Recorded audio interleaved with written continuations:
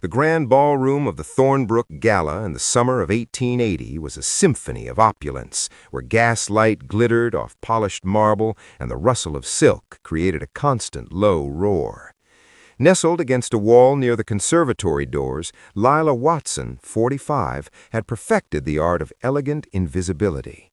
Her classic crimson gown and the intricate lace of her shawl were carefully chosen to suggest quiet dignity, not youthful competition. Yet, in this arena of marriageable youth, she felt the familiar, crushing weight of her perennial spinsterhood. "Honestly, one must marvel at the sheer tenacity," drawled Lady Alistair to her companion, her voice a polished blade, not quite low enough to be private. "Miss Watson has appeared at every major function for 20 seasons. The audacity to remain a fixture when her season has been decisively closed." The words, though wrapped in the polite disdain of the ton, struck Lila with the force of a public declaration. She straightened her spine, a flicker of defiance warming her composed expression, and forced a practiced, serene smile. She had no intention of vanishing entirely, but she needed air, a brief respite from the ceaseless, pitying glances. Lila offered a graceful nod to a passing acquaintance and slipped out through the conservatory into the sprawling, illuminated gardens, a refuge of sculpted darkness and hidden light. She walked a winding path, the black lace parasol she carried, a sensible defense against the damp evening air, making her look like a portrait sprung from a forgotten age. She had only reached the marble steps overlooking the rose maze when the silence she sought was violently broken. The subtle yet instantaneous dip in the orchestra's volume announced it, the arrival of true consequence.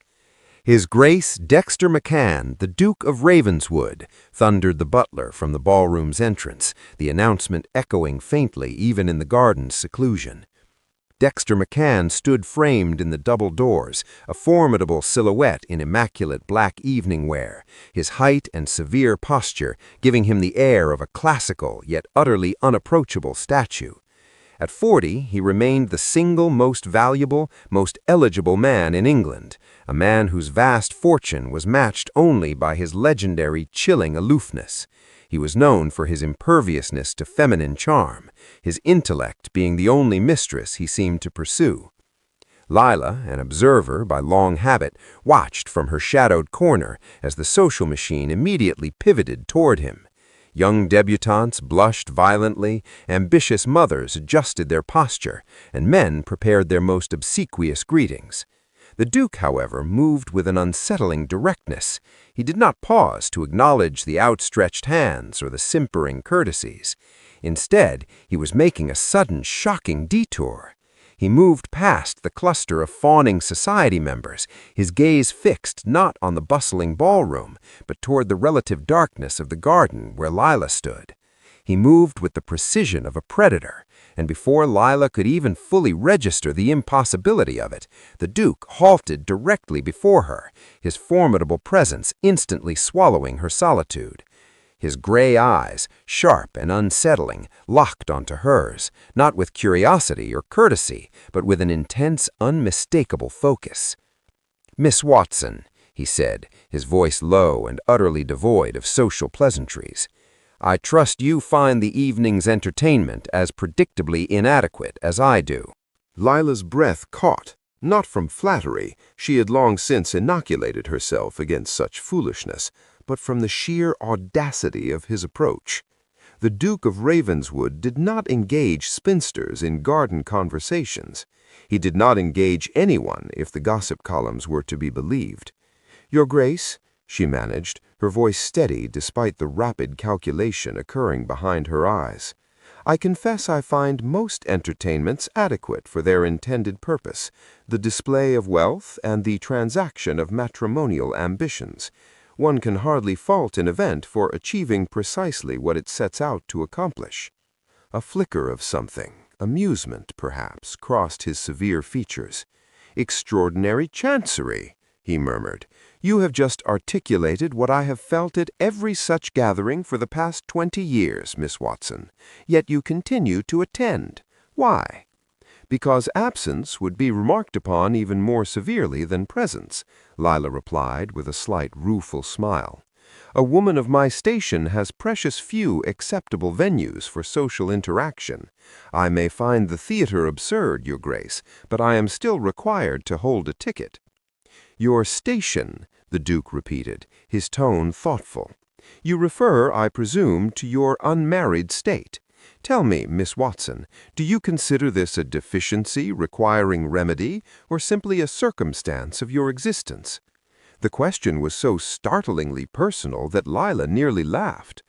"I consider it a fact requiring neither my approval nor my lamentation. I am 45, Your Grace. Whatever remedies might have been available are well past their efficacy." "How refreshingly unsentimental," Dexter said, and for the first time something approximating a smile touched his lips.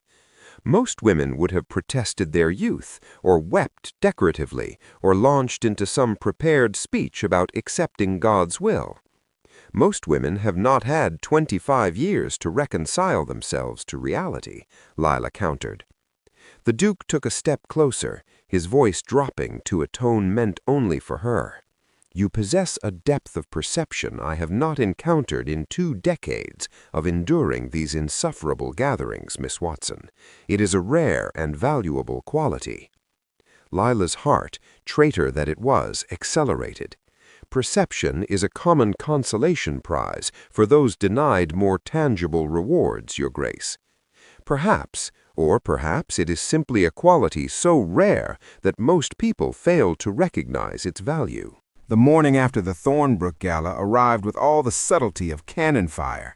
Lila had barely finished her breakfast tea when Mrs. Albright, her cousin and closest confidant, swept into the modest drawing room of Lila's townhouse with the expression of someone bearing news of an impending apocalypse. "It is all anyone can speak of," Mrs. Albright announced without preamble, settling herself on the settee with the heaviness of pronouncement. "Lady Alistair has been holding court since dawn. She is calling it a spectacle of the most alarming variety, and suggesting that the Duke has taken leave of his senses." Lila set down her teacup with deliberate care. How generous of Lady Alistair to concern herself with his Grace's mental faculties. "This is not a matter for levity, Lila." Mrs. Albright leaned forward, her kind face creased with genuine worry. "The Duke of Ravenswood engaged you in private conversation for nearly 20 minutes, in full view of 200 guests. The speculation is, well, it is unkind." "I imagine it is," Lila said quietly. She had known this reckoning would come with the morning light. The intoxicating strangeness of the previous evening had already begun to calcify into something more familiar, embarrassment and the dull ache of being once again the subject of society's scrutiny. "They are saying he seeks only amusement," Mrs. Albright continued, her voice gentling. "The Duke is known for his capricious interests. He collects curiosities, Lila, rare manuscripts, unusual artifacts. Some are suggesting that he views you as another such novelty." The words landed with surgical precision, cutting through the fragile membrane of possibility that Lila had foolishly allowed to form during the sleepless hours of the night. Of course, a man like Dexter McCann did not suddenly discover romantic interest in a 45-year-old spinster. He had been entertained by her frankness, perhaps even charmed by the novelty of honest conversation. Nothing more. "I appreciate your concern," Lila said, proud that her voice remained steady. "But I assure you I harbor no illusions about the Duke's intentions. It was a single conversation, nothing more." Mrs. Albright opened her mouth to respond, but was interrupted by a sharp knock at the front door. Moments later, Lila's elderly housekeeper appeared, her eyes wide with an expression caught between excitement and alarm. "Miss Watson, a delivery has arrived from Ravenswood House." The package, when brought in, was substantial, a wooden crate that required 2 footmen to carry. Inside, wrapped in velvet cloth, were 6 books, but these were not ordinary books. Lila's hands trembled slightly as she lifted the first, a first edition of Locke's An Essay Concerning Human Understanding, its leather binding pristine, clearly preserved with meticulous care. Beneath it lay Berkeley, Hume, Kant, each a first edition, each worth a small fortune. The note was brief, written in a decisive hand.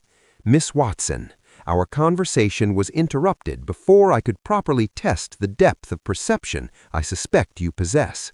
I would welcome your candid opinions on these works should you find the time to indulge my curiosity. Yours, Ravenswood. Mrs. Albright stared at the collection, her earlier warnings dying on her lips.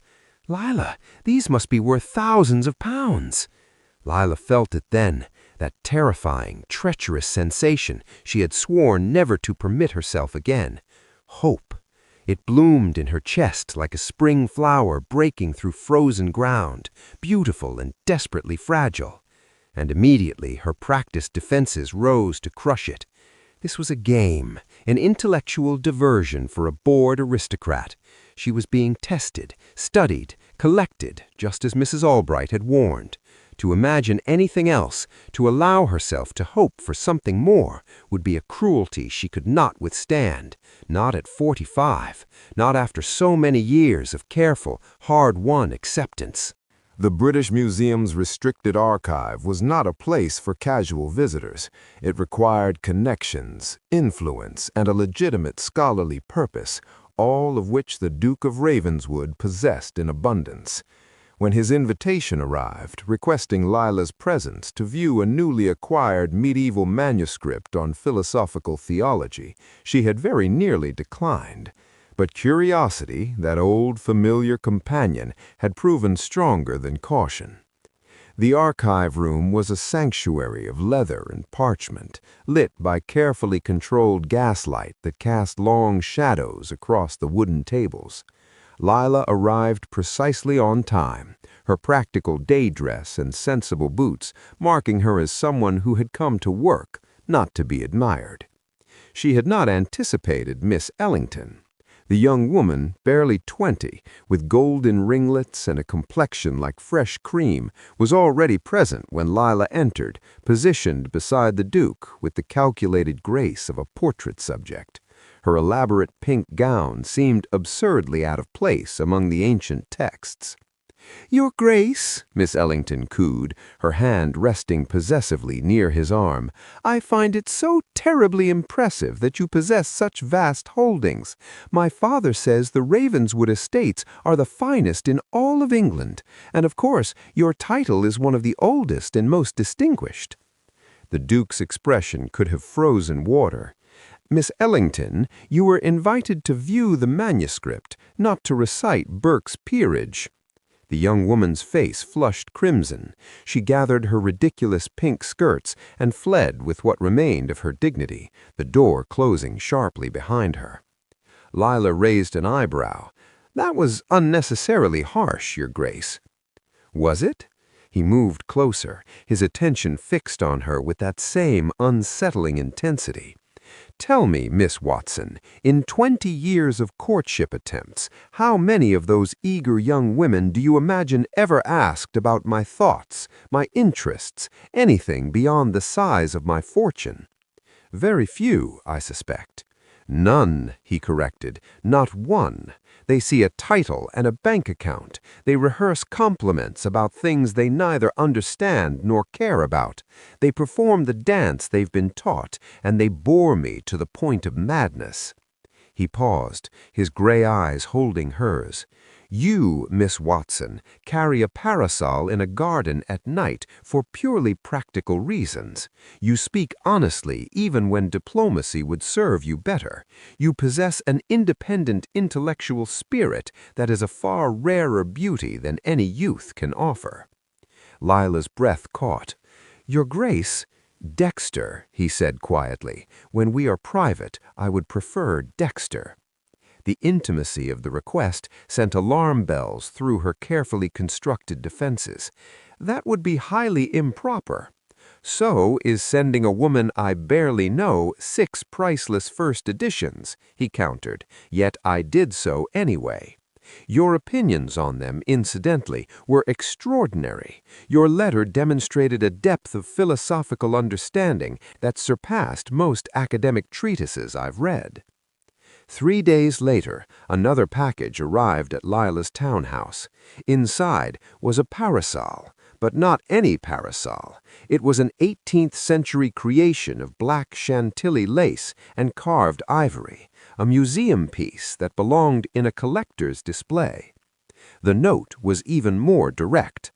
Miss Watson, I find I require more of your conversation. I am requesting formal permission to call upon you. If you refuse, I shall be forced to haunt libraries and gardens indefinitely in hopes of accidental encounters. Yours with increasing certainty, Dexter. Mrs. Albright, reading over Lila's shoulder, whispered, "He's courting you, truly courting you." And Lila, staring at the priceless parasol, felt hope and terror wage war in her chest. The fire in the Duke's private study crackled with aristocratic indifference as Lord Harrington paced the length of the Alberson carpet, his agitation growing with each circuit. He had arrived unannounced, a privilege of 30 years' friendship, and had been ranting for the better part of 20 minutes. "Have you completely taken leave of your senses?" Harrington finally stopped, turning to face Dexter with an expression of genuine bewilderment. "Miss Watson? Lila Watson? The woman is 45 years old, Dexter. 45! She has been on the shelf for longer than most debutantes have been alive." Dexter continued methodically reviewing correspondence at his desk, though his jaw tightened almost imperceptibly. "I am aware of Miss Watson's age, Harrington. I am 40 myself. The arithmetic seems rather appropriate." "Appropriate!" Harrington's voice rose an octave. "There is nothing appropriate about this madness. Do you understand what pursuing her will do to your position? The whispers have already begun. Lady Allister is telling anyone who will listen that you've developed some sort of perverse fascination with oddities. They're calling Miss Watson your latest curiosity, like that collection of medieval astrolabes you acquired last year." "Lady Allister," Dexter said coldly, setting down his pen with deliberate precision, "is a venomous woman whose own marriage is a masterpiece of mutual contempt. I do not require her approval." "This isn't about Lady Allister." Harrington threw his hands up in exasperation. "This is about the entire social order. You are the Duke of Ravenswood. You could have any woman in England, women of impeccable breeding, stunning beauty, women who could provide you with heirs and strengthen political alliances. Instead, you're sending priceless antiques to a spinster who has no fortune, no connections of consequence, and no reasonable prospect of providing you with children." The silence that followed was dangerous. Dexter rose from his desk, his considerable height making Harrington instinctively step back. "Are you finished?" Dexter asked, his voice quiet but edged with steel. "Dexter, I say this as your oldest friend." "Then, as my oldest friend, you should know me well enough to understand when my mind is made." Dexter moved to the window, his hands clasped behind his back. "Do you know what I have endured for the past 20 years, Harrington? An endless parade of simpering girls who cannot meet my eyes because they're too busy calculating the value of my estates. Women who memorize facts about my lineage as though preparing for an examination. Mothers who position their daughters like merchandise at market." "That is the way of our world," Harrington protested weakly. "Then our world is insufferably tedious." Dexter turned, his expression resolute. "Last week, I engaged Miss Watson in a conversation about Kantian ethics. She challenged my interpretation of the categorical imperative with such intellectual precision that I was forced to reconsider positions I've held for a decade. When I sent her those first editions, do you know what she did?" Harrington shook his head. "She read them, all of them. Then she wrote me a 15-page analysis that demonstrated a depth of philosophical understanding I have rarely encountered even in academic circles. Not once did she mention my title. Not once did she inquire about my fortune. She engaged with ideas, Harrington, with thought." "So she's well read," Harrington conceded. "That doesn't make her a suitable duchess." "She is the first woman in 2 decades whose eyes reflect a desire for thought rather than my bank account. The first woman who speaks to me as though I am a man rather than a walking advertisement for dynastic advancement. I am 40 years old, and I am unutterably weary of the McCann purse being the most interesting thing about me." "You're serious," Harrington breathed, finally understanding. "You actually intend to court her? Properly?" "I intend to marry her," Dexter corrected. "The courtship is merely a formality to allow her time to accept what I already know with certainty." The modest drawing room of Lila's townhouse had never felt smaller. Dexter McCann, Duke of Ravenswood, seemed to occupy the entire space simply by existing within it, his tall frame and inherent authority making the furnishings appear almost apologetically inadequate. He had arrived precisely at the appointed hour, bearing no flowers or conventional tokens, only himself, which somehow felt far more significant. Lila had dismissed her housekeeper after tea was served, a breach of propriety that would have scandalized Mrs. Albright.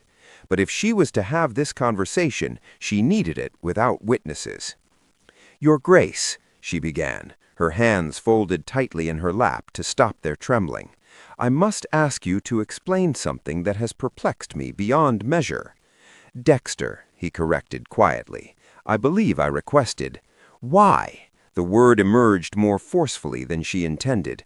"Why invite this universal scorn for a woman who has nothing to offer you? I have read the gossip columns. I have heard the whispers. You are being called eccentric, capricious, even mad.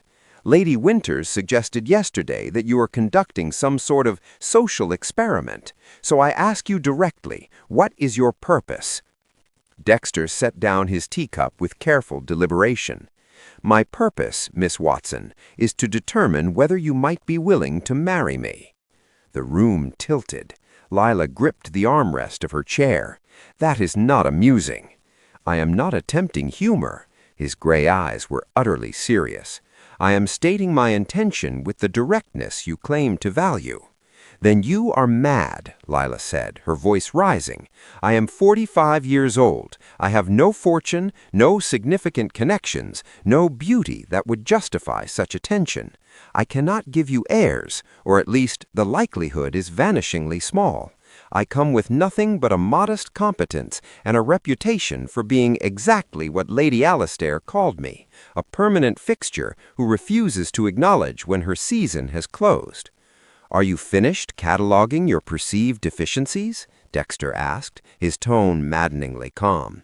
"No," Lila shot back, rising from her chair to pace. "You are a duke. You could have any woman in England. Beautiful women, young women, women who would bring you political alliances and substantial dowries. Instead, you choose to pursue someone whom society views as an object of pity at best and ridicule at worst. It makes no rational sense." Dexter stood as well, closing the distance between them with 2 measured steps. "You ask what you offer me? You are a solitary light in a ballroom full of identical candles. Every other woman I encounter performs the same rehearsed dance, speaks the same memorized lines, desires the same predictable things. They see the Duke of Ravenswood, a title, a fortune, a prestigious name to acquire. You see Dexter McCann, and you engage with my thoughts as though they matter more than my bank account." "That is not a basis for marriage," Lila protested, even as her heart betrayed her with its furious acceleration. "Your uncompromised spirit is the only thing I value," Dexter continued, his voice low and intense. "You have spent 25 years navigating society's cruelty without losing your intellectual independence or your honesty. You read philosophy for genuine understanding, not to impress me. You speak truth even when lies would serve you better. That, Miss Watson, is rarer than any dowry. I am too old. Society's criteria for a duke's wife are the criteria of a market, not a marriage. They are designed to facilitate transactions, bloodlines exchanged for fortunes, beauty traded for titles. I am not interested in a transaction. I am interested in a partner who can engage my mind and challenge my assumptions, someone who will not bore me to madness within 6 months of matrimony." Lila stared at him, her defenses crumbling against the sheer sincerity in his expression. "This will ruin you socially." "I have never cared less about anything in my entire life," Dexter replied.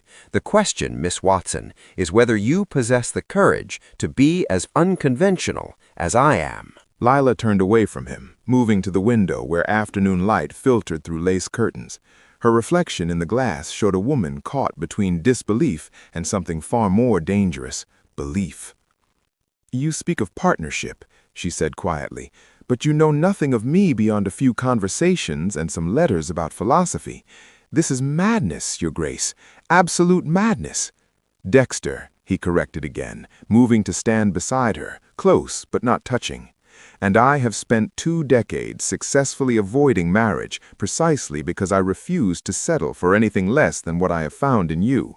Do you imagine that decision was made lightly, that I did not endure countless lectures from my mother, pressure from my advisors, and the relentless parade of suitable candidates they thrust before me?" He paused, and when she finally turned to meet his gaze, the intensity there nearly undid her. "I rejected them all," Dexter continued, "because every single one saw the Duke of Ravenswood and calculated their advantage. They saw wealth to be spent, estates to manage, a title to elevate their families. Not one of them ever asked what I thought about anything that mattered. Not one of them cared whether my mind was engaged or my spirit challenged." "And you believe I am different because I discussed Kant with you?" Lila asked, her voice catching despite her best efforts to maintain composure. "I believe you are different because when you look at me, you see past the title to the man beneath it," Dexter said firmly. "That truth, Miss Watson, is more valuable than every diamond in the Ravenswood vault. It is a commodity so rare I had nearly convinced myself it did not exist." "I am frightened," Lila admitted, the words escaping before she could stop them. "The scandal this will create, the things they will say about both of us."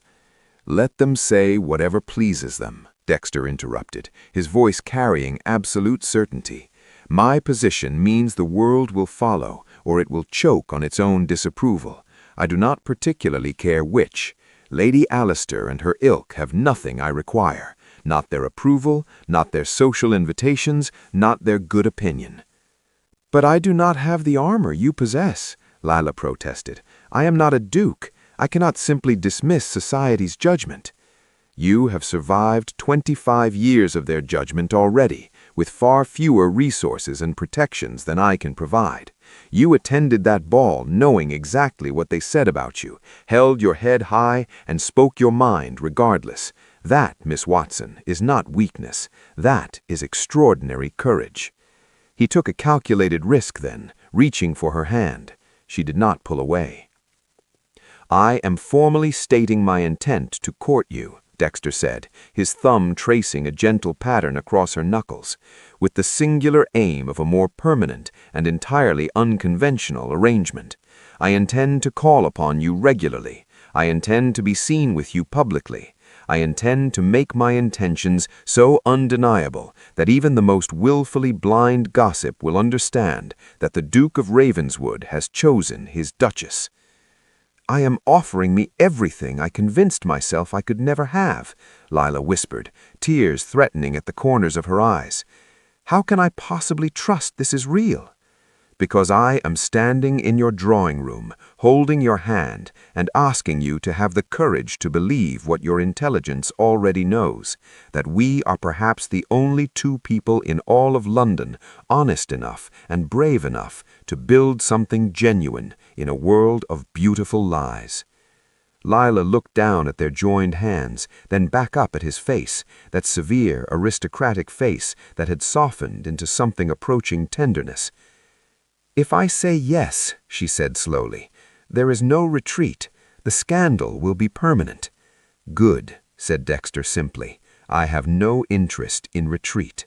The drawing-room door opened without warning, and Mrs. Albright swept in with the determined energy of someone who believed intervention was urgently required.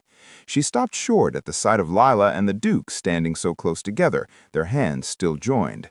"Your Grace," Mrs. Albright said, executing a curtsy that managed to convey both respect and barely concealed alarm. "I had not realized you were still—that is, I thought perhaps—" "Mrs. Albright," Lila said, quickly withdrawing her hand and moving a respectable distance from Dexter.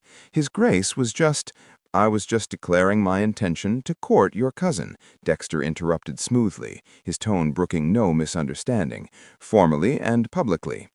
Mrs. Albright's face went through several complicated expressions before settling on something resembling maternal concern.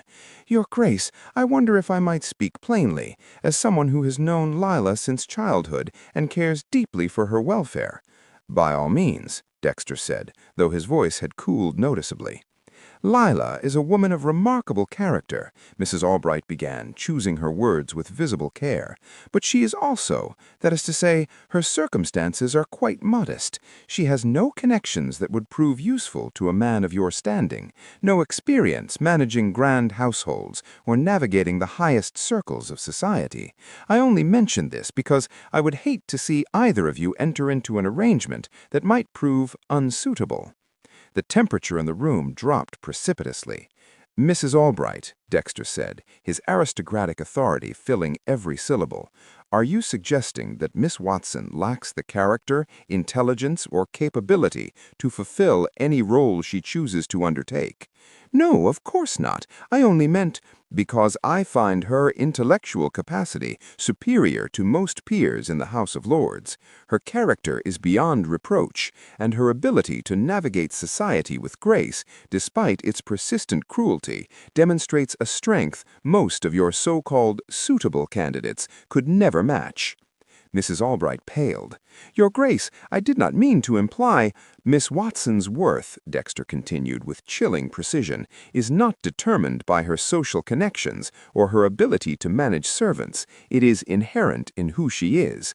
If you cannot see that, Mrs. Albright, then I suggest the deficiency lies in your perception, not in her qualifications." The silence that followed was absolute. Mrs. Albright curtsied again, this time with genuine deference, and retreated from the room with considerably less confidence than she had entered it. Dexter turned back to Lila, his expression softening immediately. "Forgive my sharpness." "Do not apologize," Lila said, something like wonder in her voice. "No one has ever defended me quite so thoroughly." "Then they have all been fools." He paused, then continued with careful formality. "Miss Watson, would you do me the honor of accompanying me to Kew Gardens tomorrow afternoon? The camellia collection is particularly fine this season, and the paths are sufficiently secluded to allow for genuine conversation." It was an invitation to be seen together, to make a public statement, to commit to this unconventional path with full knowledge of the consequences. Lila felt the unprecedented weight of her own choice, not a choice made from desperation or social pressure, but from genuine desire. "Yes," she said, meeting his eyes with newfound courage, "I would be honored." The paths of Kew Gardens wound through explosions of color. Camellias in shades of pink and white, their waxy petals perfect against the dark green foliage. But Lila barely saw them. She walked beside Dexter in silence, her hand resting lightly on his offered arm, her mind churning with the question she had avoided asking until now. "There is something we must discuss," she said finally, stopping beside a secluded fountain where the sound of water provided a curtain of privacy. "Something I cannot, in good conscience, ignore any longer." "I am listening." Dexter turned to face her fully, his expression patient. "Heirs," Lila said bluntly, the word sharp in the gentle garden air. "You are a duke. Your line, your estates, your title, they all require continuation. I am 45 years old, Dexter. The likelihood that I could provide you with children is—" She faltered, then forced herself to continue. "It is vanishingly small, perhaps impossible. You would be sacrificing your entire legacy for a woman who cannot give you the one thing your position demands." "Are you finished?" Dexter asked, his tone unreadable. "No." Lila pulled her hand from his arm, needing distance for what came next. I will not allow you to make this choice in ignorance. You could marry any young woman in England, healthy, fertile, capable of providing you with multiple heirs to secure your succession. Instead, you pursue me, and in doing so you risk everything your family has built for centuries. I need you to acknowledge that reality. I need to know you understand what you are giving up." The silence stretched between them. A bird called from somewhere in the trees. The fountain continued its gentle murmur. Then Dexter spoke, and his voice carried a conviction that stopped her breath. "I have spent 2 decades being told what a duke requires: a young bride to bear sons, political alliances to strengthen position, a wife who will ornament my estates and defer to my authority. They speak of marriage as though I am acquiring livestock, evaluating breeding potential and bloodlines." He stepped closer, closing the distance she had created. "But I am not a title walking on legs, Lila. I am a man, and my greatest need is not for a young disposable bride to function as a vessel for heirs. My greatest need is for a companion whose profound wisdom will anchor my life, whose respect is earned rather than bought, whose presence makes the prospect of the next 40 years something to anticipate rather than endure." "But your legacy," Lila protested weakly.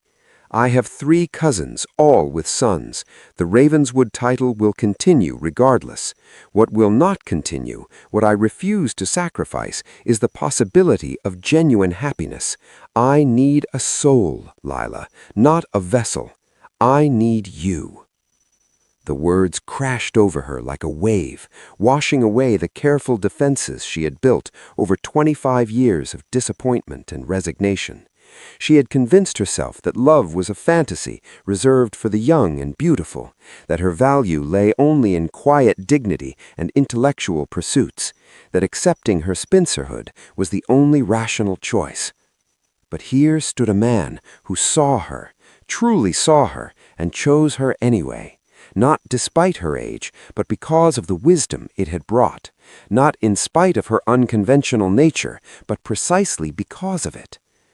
"I am terrified," Lila whispered. "So am I," Dexter admitted, "but I would rather face that fear with you than spend another decade in the comfortable numbness of solitude." Lila looked at him, at this severe, brilliant man who had somehow found value in everything society had taught her to view as a deficiency. And she realized that accepting his love meant more than simply saying yes. It meant burning the expectations of the past. It meant believing, after all these years, that she was worthy of being chosen. "Yes," Lila said, the word trembling but certain. "Yes, I will court you.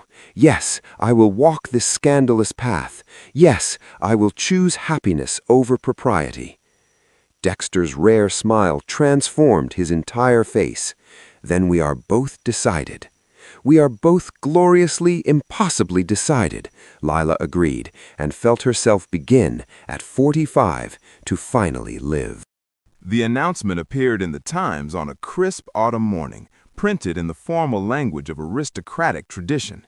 His Grace, Dexter McCann, Duke of Ravenswood, is pleased to announce his engagement to Miss Layla Watson of London. The reaction was immediate and catastrophic.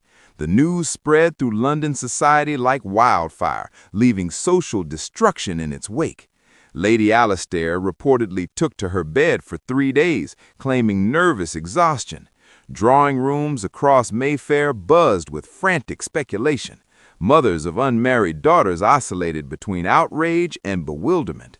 The gossip columns worked overtime, publishing increasingly creative theories about the Duke's motivations, everything from a secret wager to temporary insanity. But in the quiet sanctuary of Ravenswood House's library, Dexter and Lila remained utterly indifferent to the chaos swirling beyond their walls. "Listen to this passage," Lila said, looking up from the medieval manuscript they had first viewed together. "The philosopher argues that true companionship transcends temporal concerns. Rather prescient, don't you think?" Dexter smiled from his position across the reading table, surrounded by correspondence he had been systematically ignoring.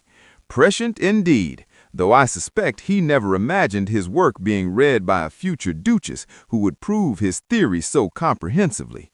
Former spinster, Lila corrected with amusement, let us not forget my illustrious past.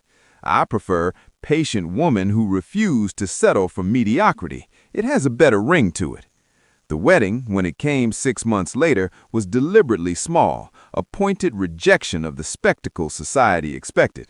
They invited only those whose presence reflected genuine affection rather than social obligation. Mrs. Albright wept throughout the ceremony, though whether from joy or lingering anxiety remained unclear. The years that followed became the stuff of legend, though not in the way society had anticipated. 5 years later, the Duchess of Ravenswood sat in the morning room of the estate, silver threading gracefully through her dark hair, reviewing correspondence from the women's education initiative she had established. Across from her, the Duke read aloud from a new philosophical treatise, periodically pausing to debate particularly interesting points. The author argues that companionate marriage is a modern invention, Dexter said, looking up with amusement. Clearly, he has never met us. Lila laughed, the sound rich and unguarded. We are hardly typical examples, darling. We remain the subject of fascinated gossip. Lady Winters told me just last week that we have revolutionized expectations simply by appearing genuinely happy in each other's company. How radical of us, Dexter said dryly. Imagine a married couple who actually enjoy conversation. But the truth was more profound than their gentle mockery suggested. Their unconventional union had indeed shifted something fundamental in society's consciousness. Younger men began questioning the wisdom of marrying for alliance rather than compatibility. Women of a certain age found courage to reject the assumption that their lives were effectively over. The Duke and Duchess of Ravenswood had not simply defied social judgment, they had transcended it entirely, establishing through their visible devotion that genuine partnership held more value than any conventional arrangement. Their library became legendary, their intellectual salons sought after, their obvious mutual respect a model that challenged everything society had previously accepted as inevitable. On their 5th anniversary, Dexter presented Lila with another first edition, this time a collection of essays on the nature of love. "Still courting me?" Lila asked, touched beyond measure. "Always," Dexter replied, kissing her hand with the same careful reverence he had shown in that garden 5 years prior. "You are the finest decision I have ever made, and I have no intention of taking you for granted." Lila looked at her husband, this brilliant, difficult man who had seen past every defense and chosen her authentic self, and marveled at the life she had nearly refused out of fear. Their uncommon love had become the new standard of devotion, proving that the heart's deepest connections recognize no timeline, follow no social script, and bloom most beautifully when two souls finally find their true companion. Dear viewers, thank you so much for joining us on Layla and Dexter's extraordinary journey. Your support means the world to us. Every like, comment, share, and subscription motivates us to keep bringing you more stories filled with love, emotion, and romance that challenge expectations and celebrate the beauty of authentic connection. If this story touched your heart, please take a moment to like this video, share it with someone who needs to hear that it's never too late for love, and subscribe to our channel so you never miss another heartwarming tale.